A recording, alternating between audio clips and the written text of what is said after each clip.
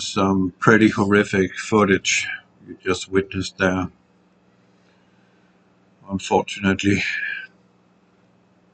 5 people died and many people injured, and over 100 cars involved and semi-trucks. This is me the day before it happened, and it don't look like it, but the road is actually pretty damp and it is cold. And I am on my way south to New Braunfels to Walmart DC down there and delivering a load next morning. And then we have that. I'm not surprised, it's Texas. People seem to drive without a brain in Texas, unfortunately. But that's how it is. Yeah. Well, I'm continuing. I just came out of Dallas. This is actually Dallas, but it's on the south side of Dallas on 35E. And when I get down to Washahashi, which I call Washahuha, that's what it means in Native American, it starts raining, and it's becoming pretty dense, that rain. But it's not the usual type of rain as I'm used to. I can hear on my windshield that it's rain, but it has this ticking sound on my windshield, so I know this is frozen rain coming down. And when that hits the surface of the road, it quickly forms a layer of ice, and then it becomes pretty dodgy to drive in. So next morning, I go towards New Braunfels from what is that little town called? Well, it's the little town north of Waco, 10 miles north of Waco. I can't remember. I was sleeping at Road Ranger truck stop on I-35 at mile marker 342B. And I am driving, fueling in Waco, and then I take off. And just as I get out of Temple in Texas, messages are starting to run in on my OBC, meaning onboard computer, and I hear the news about this accident, and I hear other news about weather conditions. And just as I drive in on a toll road 130, Texas 130 in Georgetown, I get down on the toll road after passing over 35, and because I don't like driving through Austin, because Austin is just a mess to get through. But I'm getting up on 130 and getting down on the long stretch of 65 minutes on that one. It's a boring trip, but it's definitely better than Austin. And already there, I am faced with some serious problems. I have cars in front of me starting to whip their tail, which gives me an indication that it is slick here. And I have it like this: I don't want to drive on a thin sheet of ice, especially not an 18-wheeler. And I get over and over a bridge, and a pickup truck in front of me, he almost completely loses control over his pickup. And I get on the brake, not stomping on the brake. What I'm doing when I do that kind of braking on a slick surface, I tap the brake like ABS, kind of like doot doot doot doot doot on the brake, just to take some of the speed off.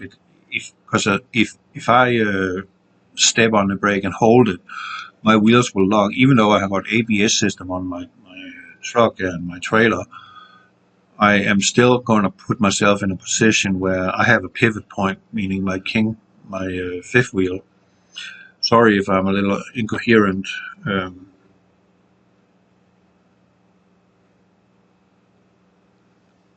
it's actually not a fun situation that we're finding ourselves in right now, to be honest. Kind of like one of my colleagues was involved in what you just saw there on the accident, and he walked away from it. And his truck, of course, is damaged, and trailer is damaged, and he made it out alive. But I would just say that our company I work for is very good at weather reports.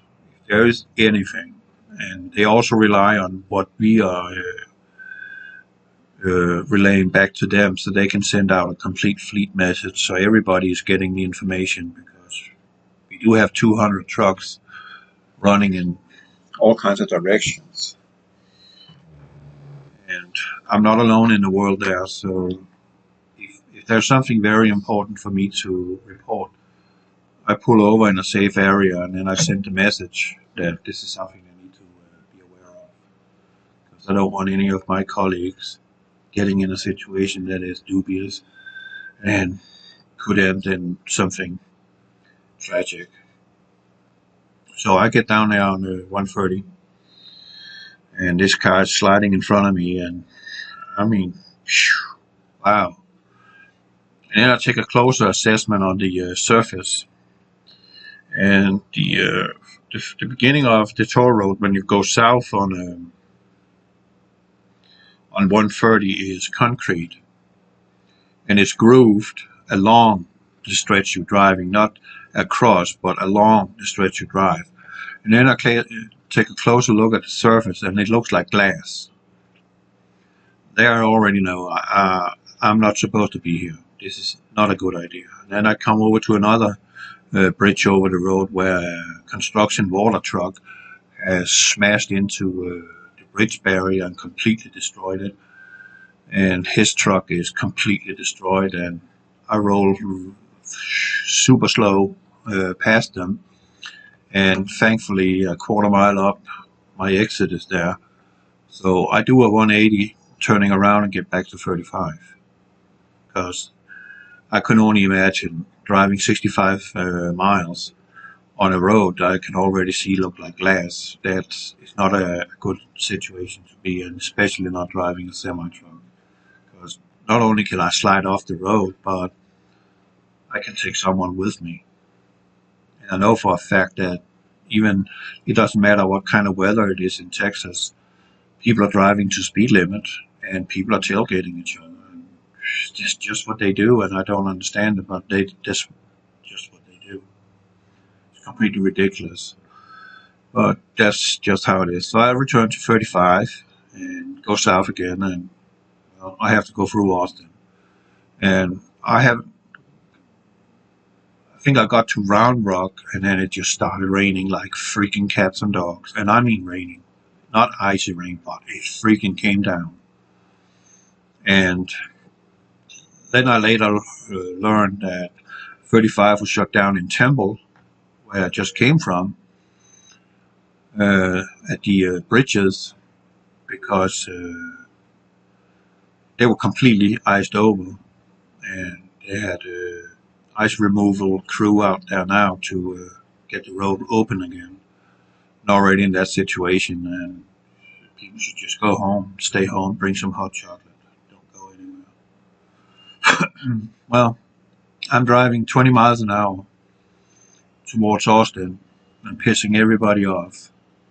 But the situation calls for absolute caution, because when it's raining, and I already know in the first place that there is ice involved on the roadways, and rain hitting an ice cold surface, that can only lead to one thing, and that is those raindrops are going to freeze over very quickly.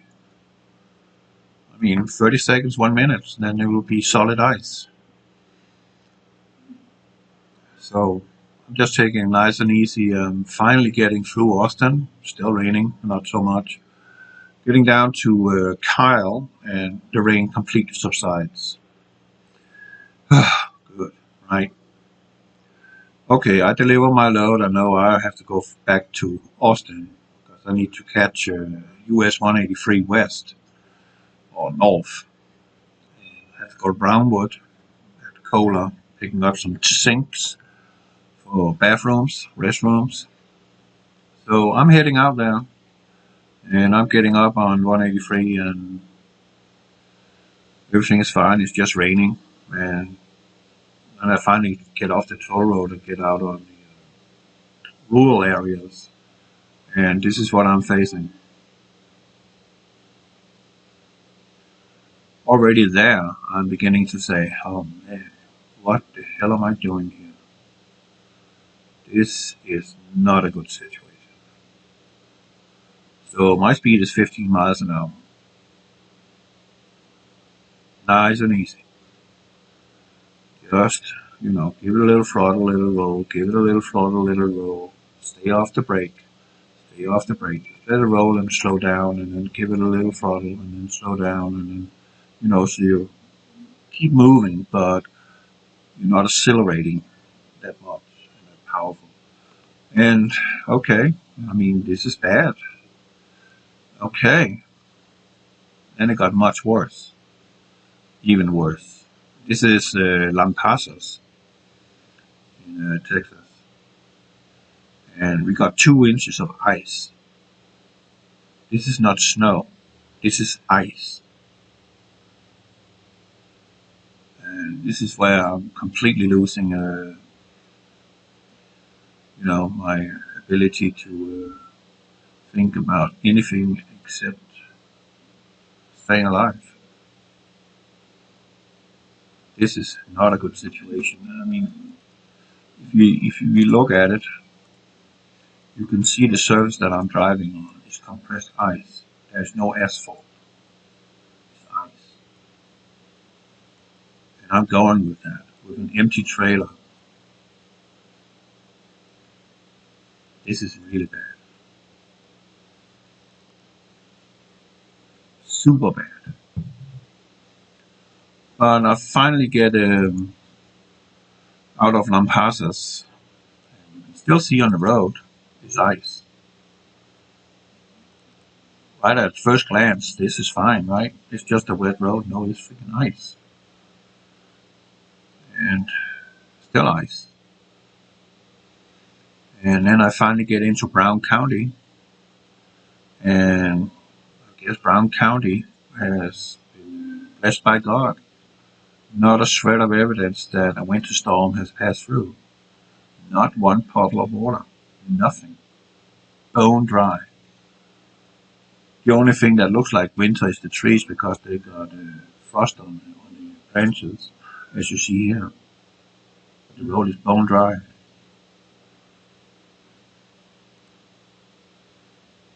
Fantastic looking, right? It's beautiful. But what happened this day is not beautiful. This is a bad situation.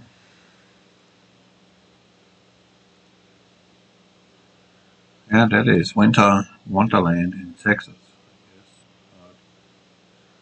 I cannot emphasize enough to everyone, especially people in Texas, because you're not used to this. I grew up in Denmark, and we got weather kind of like Chicago in the wintertime. So I know what winter is. I know what it means to be on the road in wintertime. I know it calls for extreme caution. And this caught Texas completely by surprise. But what I can say to Texans in this case, when you hear that cold weather is going to come in and there's going to be precipitation in conjunction with that, you need to follow the weather forecast. You need to assess before you even contemplate starting your car. Is it a good idea for me to get out on the roads today? I realize that some of you nurses, police officers, and EMS and fire department, they have to because they are part of our first responding team. But you common citizens, if you hear that the temperature is down at 25 and it's drizzling outside and there is possibility of ice on the roads, I have only one suggestion. You stay home and you drink a lot of hot chocolate. You call your boss and say, I'm not coming in, it's too dangerous for me to drive. It is not worth risking your life knowing that the road is going to be treacherous to drive on. And you do not have the training in any form or fashion driving in these conditions. Because my experience is, as I said in the beginning, that is, Texans, they drive 70 miles an hour in pouring rain, not realizing if they have to stop, sorry, ain't gonna happen. I have a little video sequence in the end. I can show you what happens, how Texans are driving. This guy was lucky. He got real lucky that he ended up where he ended up. Had he not ended up there, he might have been torpedoed by a truck. It would have been all over for him.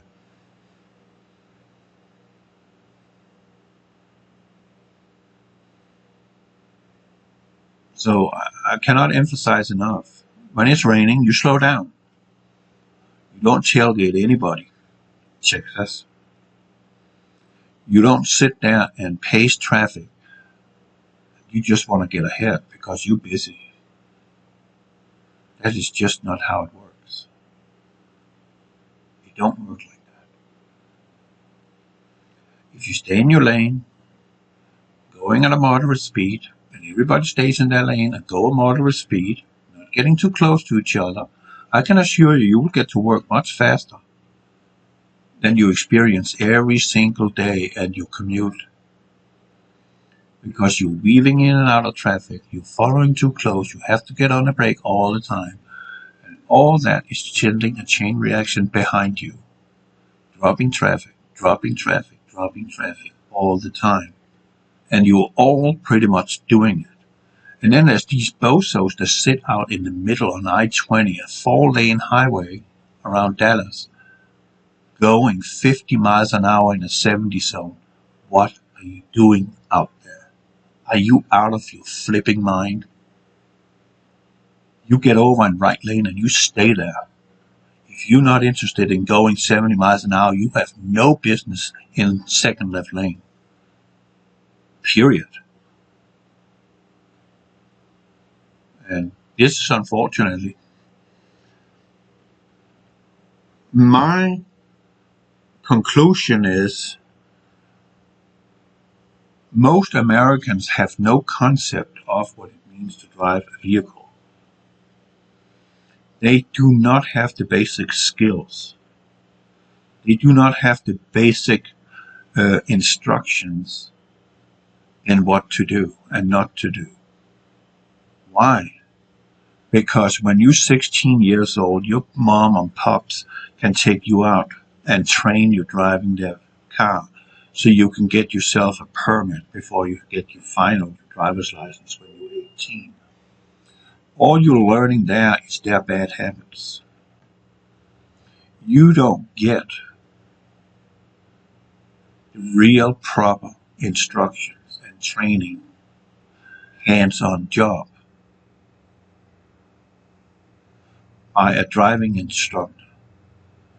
In all Europe, it's mandatory that you are being trained in classroom and on the road and on training courses.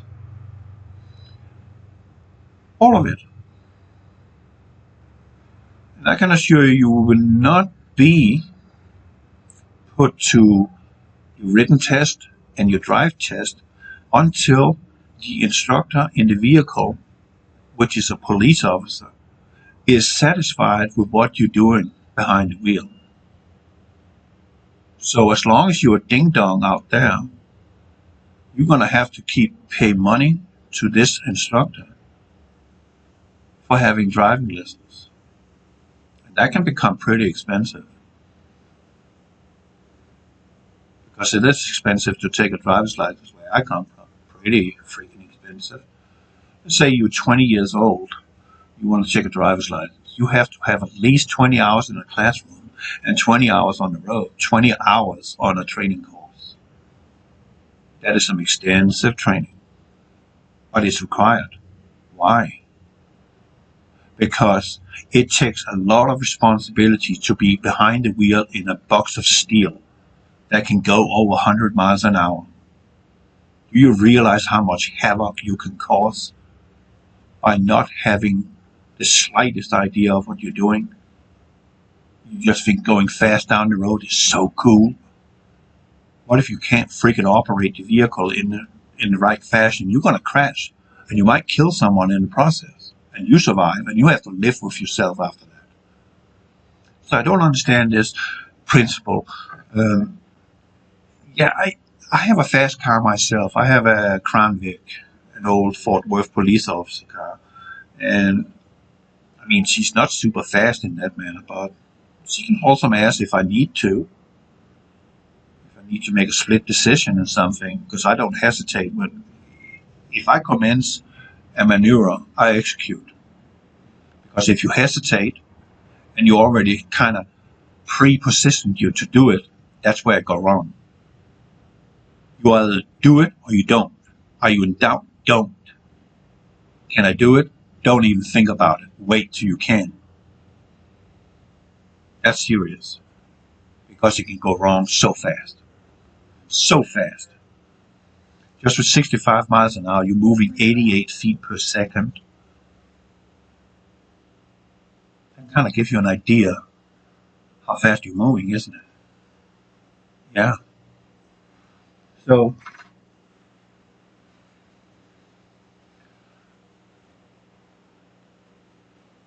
have some common sense.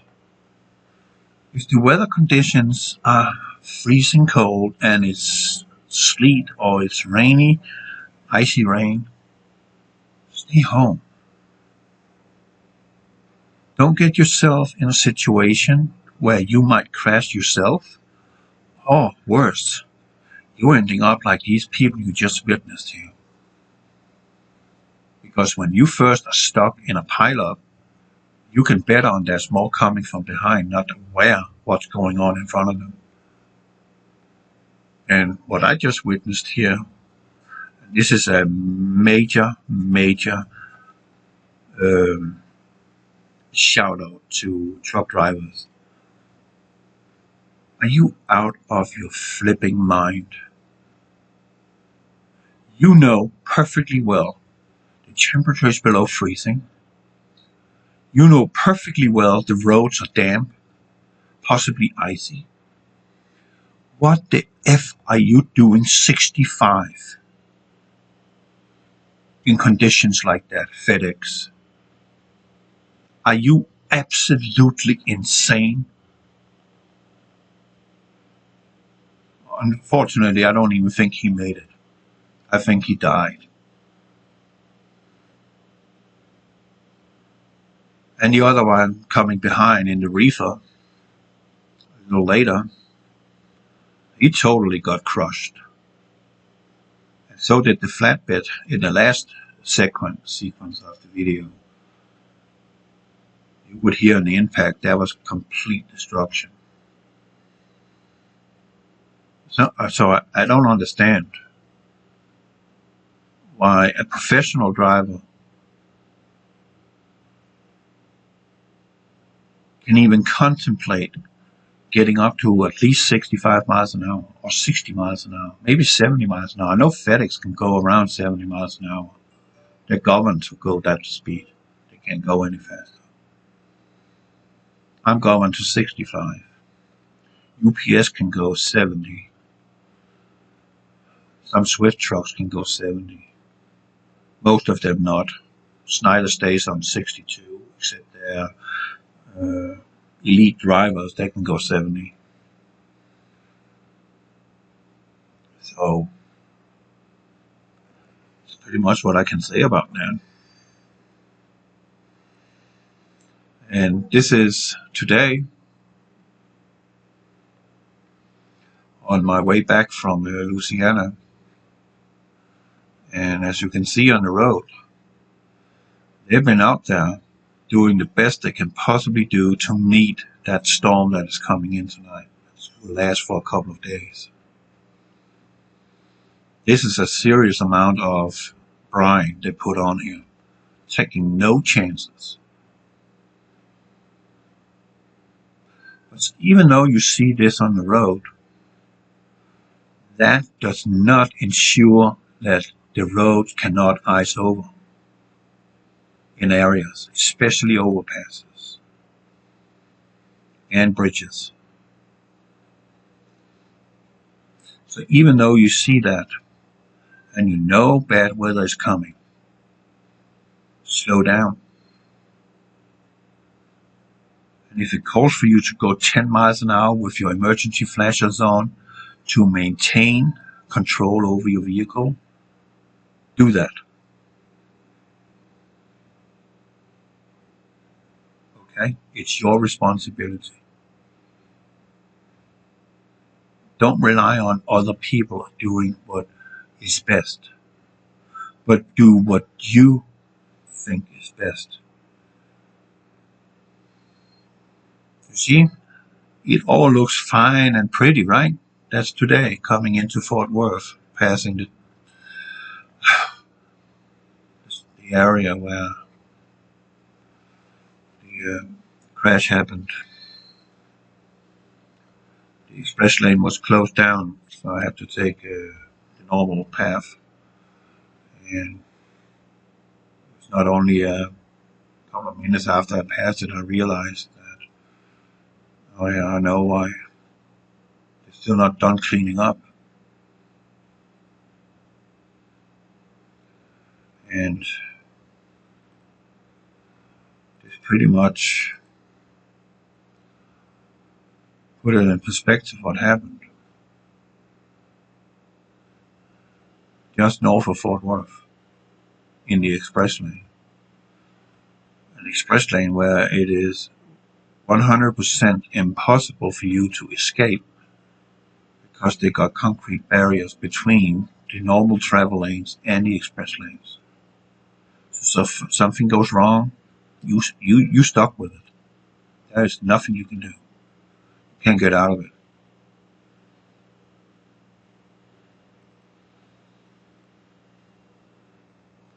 And here's this FedEx driver. Look there. How many he crawled in on top of before he came to a stop. I guarantee you he killed everybody lying underneath him. They're all dead. You see, when a semi-truck is going 60 miles an hour, he's pushing 4.5 million pounds per square inch on his grill. That's how much pressure, how much force that he has on. He's a very deadly weapon, missile, on 18 wheels if he hits something straight on.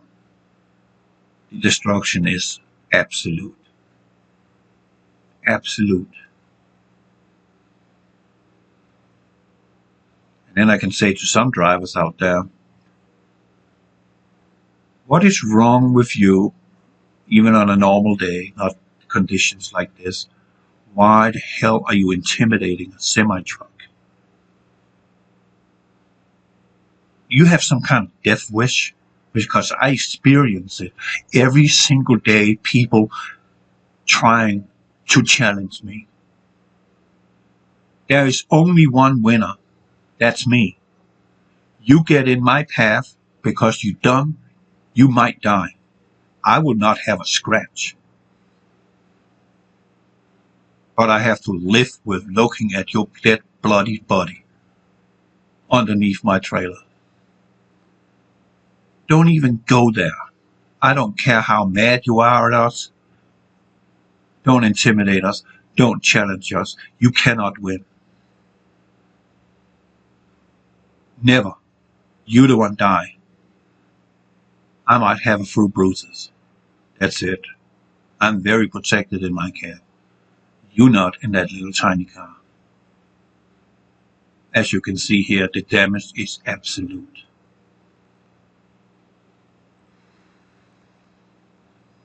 You see that?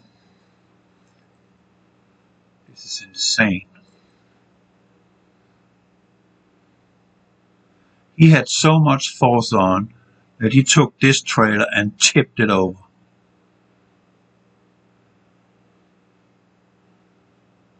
Look at all the stuff underneath him. This is just crazy. And I know there's truck drivers out there that is very aggressive, and this is a thing to DOT. You do realize by constantly encroaching on our hours of service, by, as an example, that made trucking industry a very aggressive form of business now. And it's reflecting on every single driver out there, even those that is super safe drivers. We get on the drive line at 5 miles an hour. We only have 11 hours to drive in to get the job done. But at 5 miles an hour, no matter where we are, even on private property, where you have no jurisdiction, we get on the drive line and have our drive time effectively stripped away from us, making it impossible for drivers to meet their deadlines because our drive time is constantly being stripped. I don't know who or what you think you are, who is the CEO in Washington for the Department of Transportation, but you are a flipping idiot. When we are on private property, we should have the option of being on duty, not driving yard mode, not on the drive line, so we can do the things we do, drop and hook, unload, and so on, without having to worry about our drive time is being stripped from us. Because when we get out on the road, there is a lot of drivers that are becoming very stressed, very aggressive, because they need to get there. They need to get there. They need to get there because they think in their brains that they can gain lost time, but they can't. They can't. But they do it anyway. And that is when accidents happens.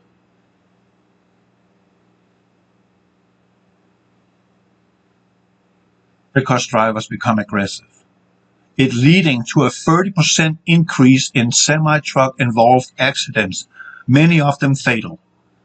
Because of DOT, you constantly are on our freaking neck and breathing down our necks.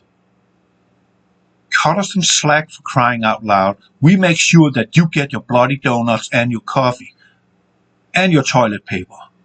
Where's the respect for our business in this case? All you are producing by doing this, what you're doing with your regulations again and again and again and again and again, you are making our roads more dangerous to travel on. That's all you get from it. You should have left it alone where it was to begin with, where we had our 2 mile grace, and then we get on the drive line if we are proceeding with a speed over 5 miles an hour. That would be suitable, because then we can do our job at the shippers and receivers without worrying about our drive time is being stripped away. Which in turn make the drivers, when they get out again, man, I'm in a hurry, and then they get aggressive. I have to get forward. I have to get ahead. I have to get ahead. I have to get over there. And their brain can't figure out that lost time cannot possibly be driven in. It's impossible. You can't do it. But your brain thinks it can, but it can't. Lost time is lost time, period. It does not come back. It's in the past. We're not driving a time machine, drivers. Okay? We're driving 18 wheels. Lost time is lost time. Deal with it. It's just communicate with your dispatch and say, I can't make it.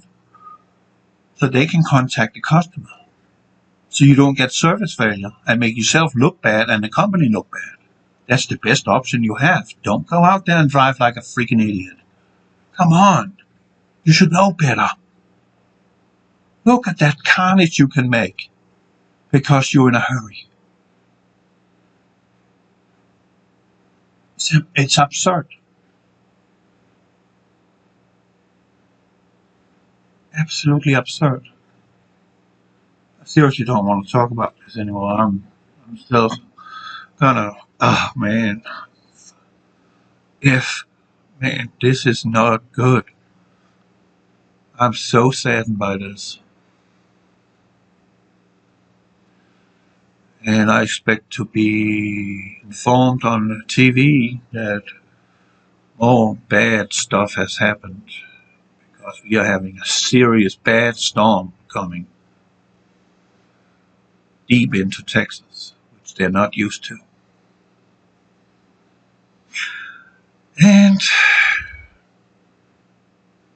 just to lighten it up with a little sarcasm, John Carroll just called it global warming. Right? Why not? God bless you. And please, drive to the conditions, okay?